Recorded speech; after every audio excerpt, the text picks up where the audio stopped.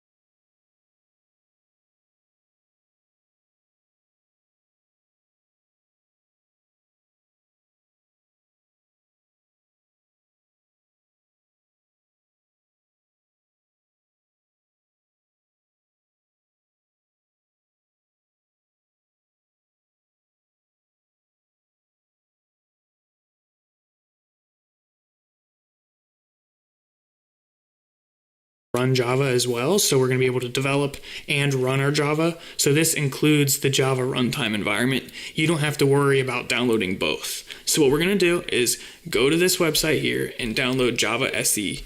And the version might be newer, so that should be okay. But this is the version I'm going to be using for this course. Now you're going to need to download the version for your operating system.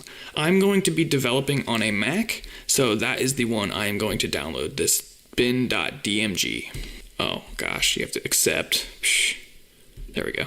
I'm going to let that download, and that's all I really have to say to introduce Java for you guys. In the next video, we are going to create our first Java program and just talk about all the pieces to getting started. Before you guys go, I want you to check the description because there's going to be some other resources for you guys. Specifically, each one of these videos is going to be tied to a blog, which has the code there for you guys to copy and paste or read through if you prefer that. And also there's going to be a link to a Java crash course. This is something you guys would be interested in if you want a nutshell version of this series. So if you want to review everything we talked about in this series, or if you just want some more hands-on examples and want a syntax reference guide for all of the content, check that out, guys. That could really be good if you want to prepare for a job or just study for an exam. Definitely recommend it. Last thing, there will be a link to the sponsor who has been tremendously generous in helping me make this series. So please go to their site, sign up, and give it a try. That's what I did. Honestly, it was one of the best decisions I made. I ended up using Brocamp for personal use to study for a technical interview that ended up going really well, so I'd highly recommend them. With that, if you guys have any questions, comments, or concerns, please leave them in the comment section below. Please subscribe, and I'll see you in the next video.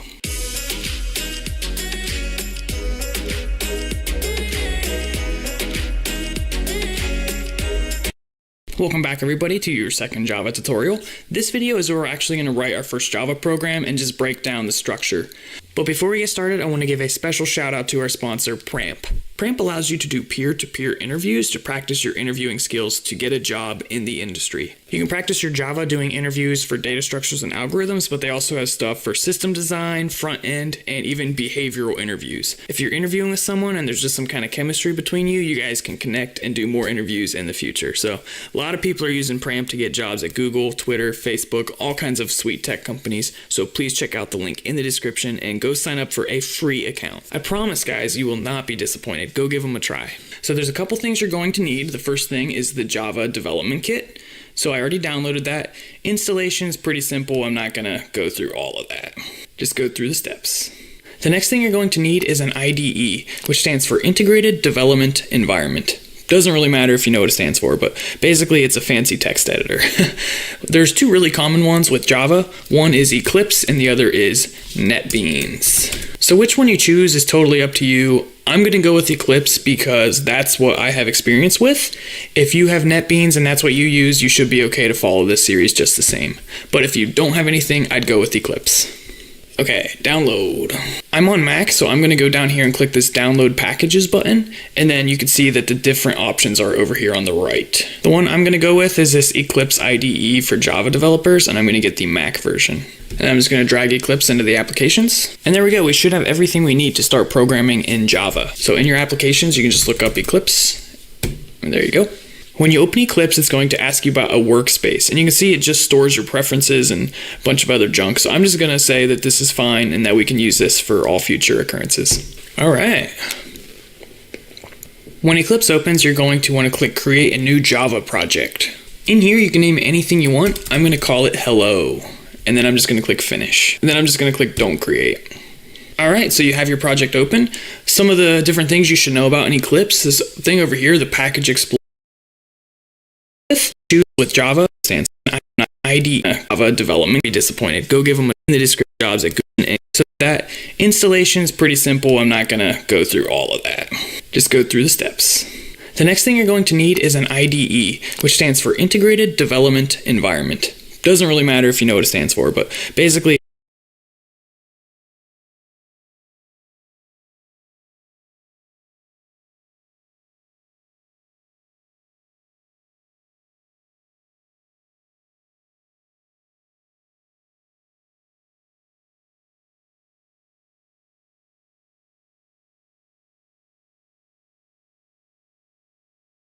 It's a fancy text editor.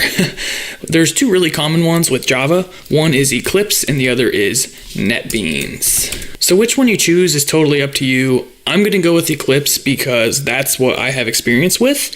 If you have NetBeans and that's what you use, you should be okay to follow this series just the same. But if you don't have anything, I'd go with Eclipse. Okay, download. I'm on Mac, so I'm going to go down here and click this download packages button, and then you can see that the different options are over here on the right. The one I'm going to go with is this Eclipse IDE for Java developers, and I'm going to get the Mac version. And I'm just going to drag Eclipse into the applications. And there we go, we should have everything we need to start programming in Java. So in your applications, you can just look up Eclipse, and there you go. When you open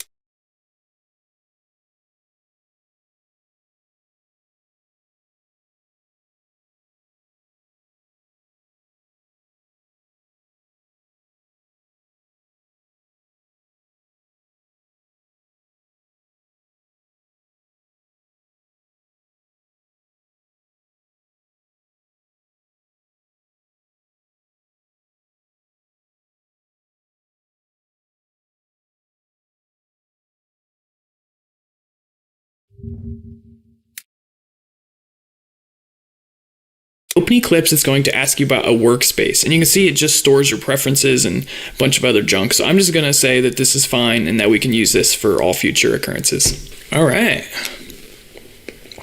When Eclipse opens, you're going to want to click Create a new Java project. In here, you can name anything you want. I'm going to call it Hello, and then I'm just going to click Finish. And then I'm just going to click Don't Create.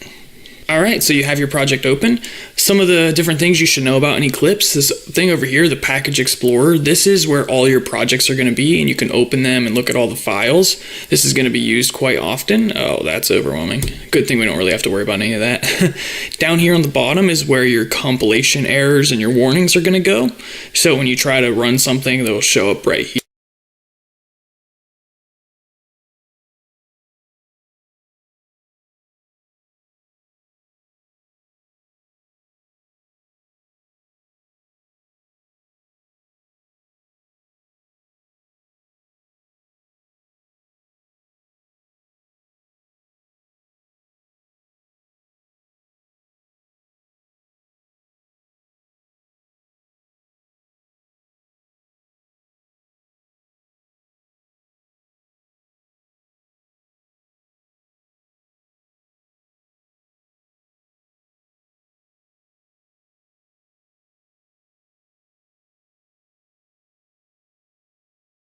Here. And then there's some other junk over here which I don't really care about, so I'm just going to click these little minus signs and get rid of those. We can start working with our project by right-clicking it and clicking New Class. And then make sure you check this box, Public Static Void Main, String Args. So check that, and what that does is basically say, hey, this is where I want my application to start. Then we can give it a name. I'm just going to call it My Sweet Program. And then click Finish. All right, and then double click it. And here's our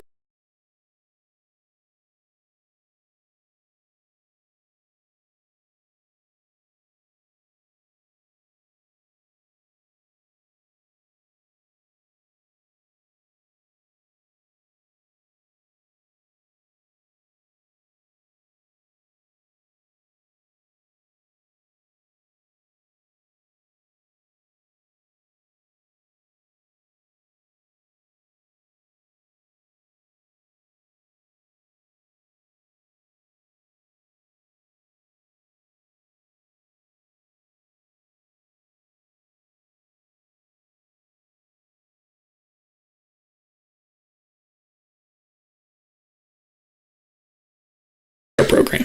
So the first thing I want to do is I want to run the project so we can actually say, hey, we created our first application. And then what I want to do is I want to break down some of this garbage in here. So get rid of this line and replace it with system.out.println, and then put these parentheses, and inside of these parentheses just say hello there. Okay, so you have to copy this exactly, including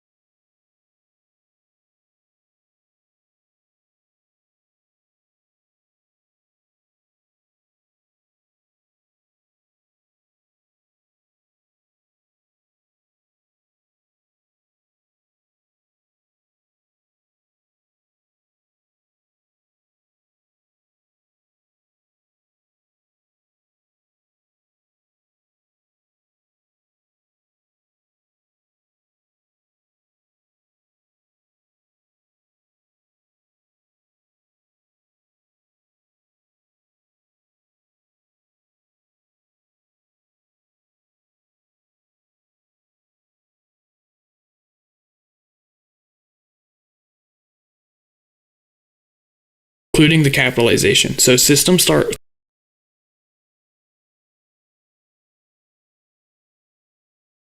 with a capital letter, and then a lowercase o, and a lowercase p, and a lowercase l. So everything else is lowercase. And we're going to talk about all the capitalization and junk in this series, so don't worry about it. Once you got that written, you can save it by holding Command S, or if you're on Windows, Control S, and then going up here and clicking this play button. And you can see it prints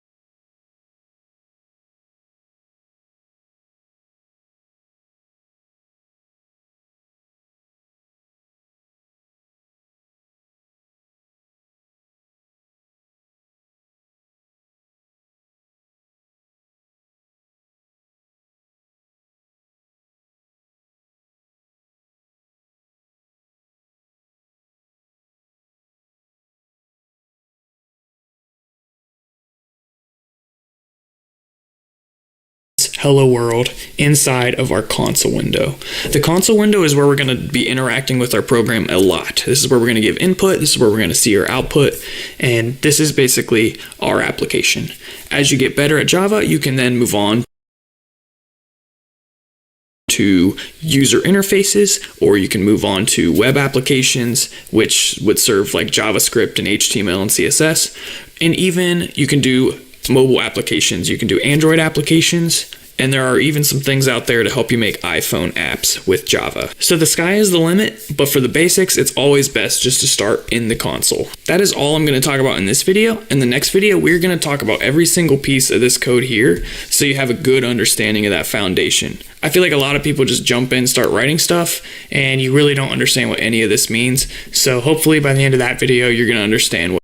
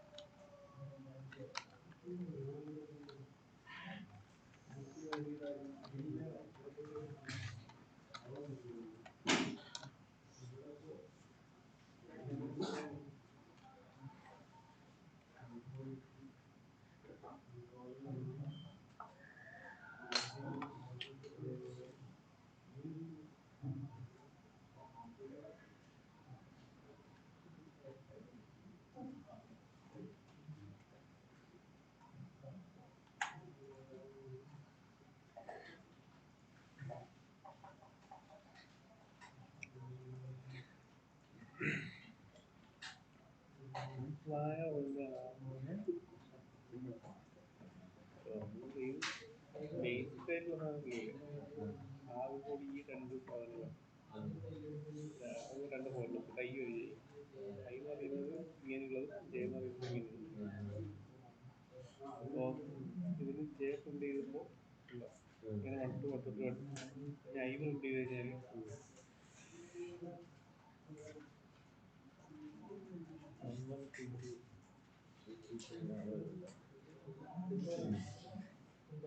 അത് അത്രേ ഉള്ളൂ. ഐയിലും അതിലും ജയലോ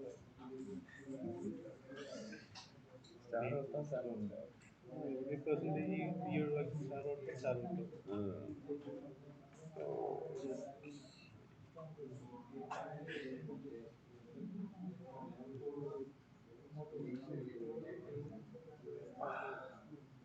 അവിടെ I ഒന്ന് മാറ്റിയിട്ട് വേറെ കൊടുക്കാൻ നോക്കാം. ഐക്ക് ഐ കൊടുക്കും.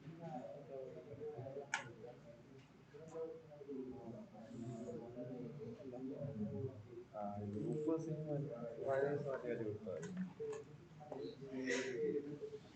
എല്ലാത്തിലും 5 വാല്യൂ എല്ലാത്തിലും 5 വാല്യൂ. ആ 5 വരെ.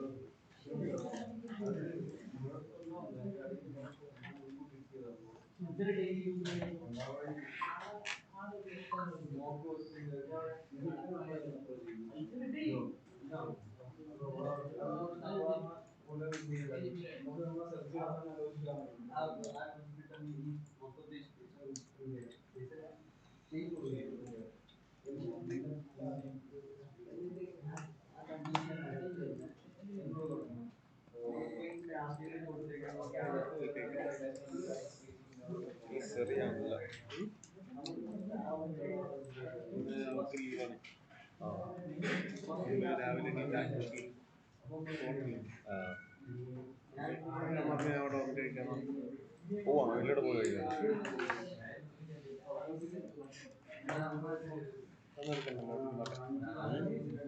ഒന്നും എടുക്കണ്ടല്ലോ ഇവിടെ ഇരുന്നോട്ടെ.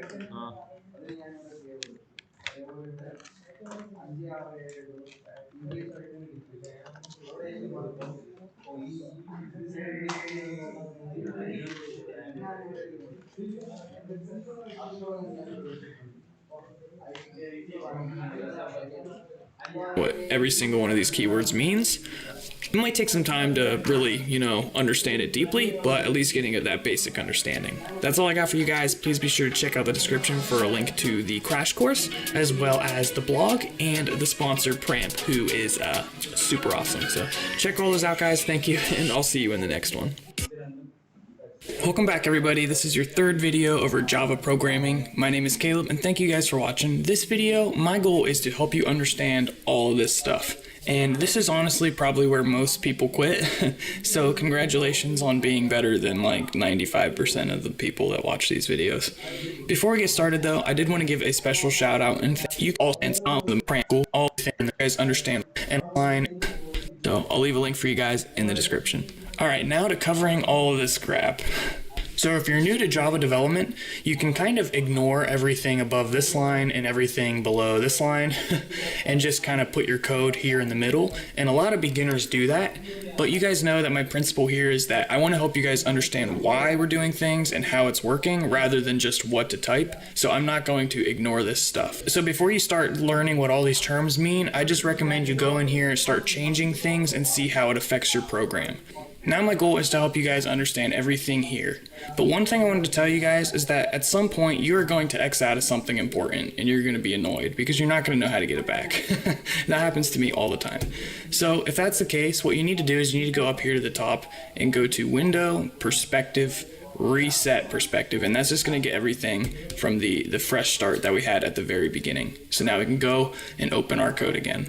So now that you know how to protect yourself in the case of failure, let's get started. The first thing that you need to know is that everything is inside of a class, and each class has a name. We named it My Sweet Program. Inside of classes, we have what are known as methods. So this is an example of a method. Just like a class has a name, My Sweet Program, well, all of your methods are going to have a name as well. And in this case, our method is called main. The technical name for this right here is an identifier. So our class has an identifier and our method has an identifier. Inside of our method, we execute statements. So this is an example of a statement. And throughout this series, you're going to learn all kinds of different statements. So it's kind of like this nesting doll. The biggest thing here is the class, and then inside of the class, we can have a method, and then inside of the method, we can have statements. Another thing you should know is that this method is an example of a member. So every single thing that's part of this class, My Sweet Program, is known as a member. So you can say that the contents are the members of this class. We could go in here and add more members. So for example, and if you don't understand all the syntax, that's cool, don't worry. Here we are creating a new member, so now we have two members. We have a method, which is called main, and then we have a string, which is called x. And this string is an example of a property, by the way. So we have methods, and then we have properties. Methods usually do something, so in this case it's printing to the console. Properties just store some value. For example, I could store the value hello. And just to run this, make sure I don't got any issues. Yeah, it's still working. So you can see this nesting concept in our code. So for example, for this statement right here, we have this system class, and then inside of the system class, we can access its members using this dot. And one of those members is called out. And out has a member print line, which is a method. So you can see how you just have to understand that the structure consists of classes which contain members, and those members can be properties or methods. All right, so now I'm just gonna get rid of this and kind of go back to how we had it at the beginning. Okay, so what about this public stuff? Well, these are known as access modifiers, and there's some different options. So for example, we could put private, which that's actually not gonna work. So we get an error when we make it private because every single executable Java program needs to have a public method called main. But just so you know, for future development, we can change this access modifier to different things. And basically this determines who can access this method, or who can access this class in this case, because this class is public. So when we have a really complex Java application, we're going to have multiple classes, and these classes will interact with one another, and you can control that access by using these different access modifiers, such as public or private and so forth. Another thing you guys should understand is the use of these curly braces. When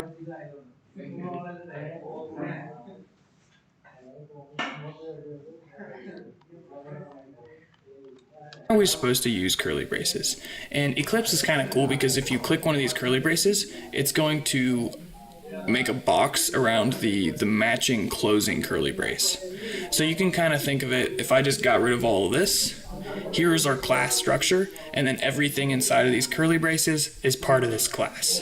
Then we do a similar thing inside of here with the method, and everything inside of this curly brace and this curly brace is part of that method. And just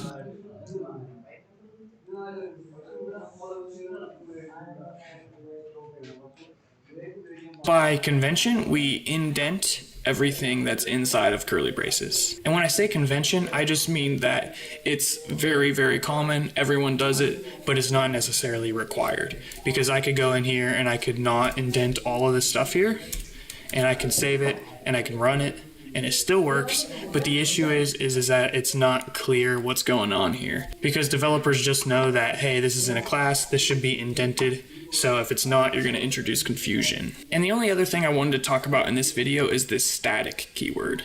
And this is one of those things that's a little bit more hard to explain without a lot of the back knowledge of object-oriented programming. We're going to dive into object-oriented programming deep in this series, but just so you guys know, Java is an example of an object-oriented programming language. In an object-oriented programming language, we basically will create instances of classes. So you can consider a class like this blueprint. It's like a factory that makes these objects. And this probably is like making absolutely no sense if you've never really gotten into object-oriented programming before. But all this static keyword is saying is that, hey, we don't actually have to create any instances to use this method here. So if we created a different method, let me just copy paste this, and we'll just call this something really creative. And I'm just going to get rid of this here. We'll talk about that soon too. This is something method class, and then inside of the class we can have a method, and then inside of the method we can have statements. Another thing you should know is that this method is an example of a member. So every single thing that's part of this class, My Sweet Program, is known as a member. So you can say that the contents are the members of this class. We could go in here and add more members. So for example, and if you don't understand all the syntax, that's cool, don't worry. Here we are creating a new member, so now we have two members. We have a method, which is called main, and then we have a string, which is called x. And this string is an example of a property, by the way. So we have methods, and then we have properties. Methods usually do something, so in this case it's printing to the console. Properties just store some value. For example, I could store the value hello. And just to run this, make sure I don't got any issues, yeah, it's still working. So you can see this nesting concept in our code. So for example, for this statement right here, we have this system class, and then inside of the system class, we can access its members using this dot. And one of those members is called out. And out has a member print line, which is a method. So you can see how you just have to understand that the structure consists of classes which contain members, and those members can be properties or methods. All right, so now I'm just going to get rid of this and kind of go back to how we had it at the beginning. Okay, so what about this public stuff? The thing that's part of this class, My Sweet Program, is known as a member. So you can say that G++ file name.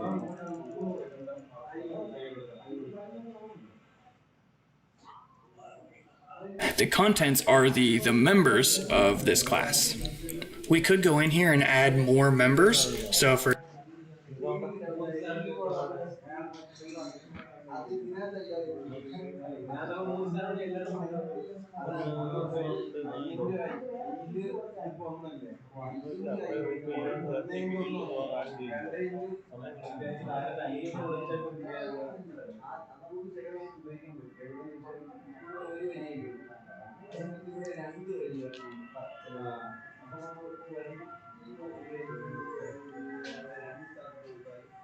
Dot slash dot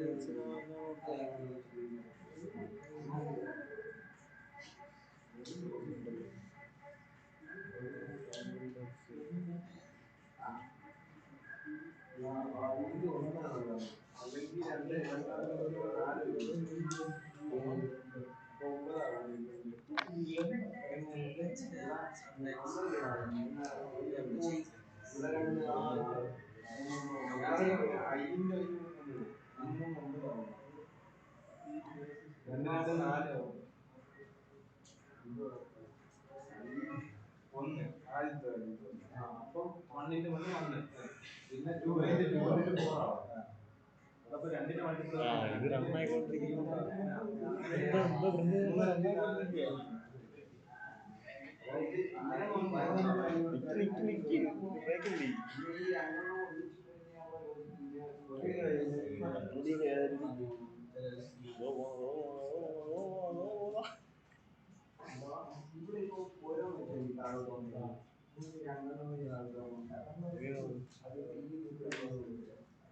എന്താ അത് നിന്നില്ല റണ്ണായിക്കൊണ്ടിരിക്കുക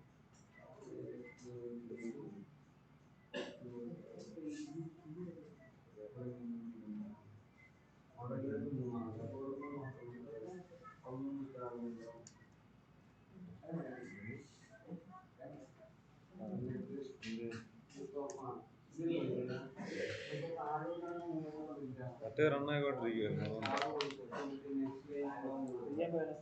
പണി പക്ഷേ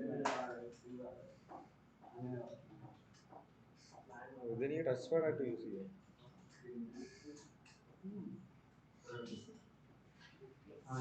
scroll ചെയ്യുന്നത് പറ്റുന്നുണ്ട്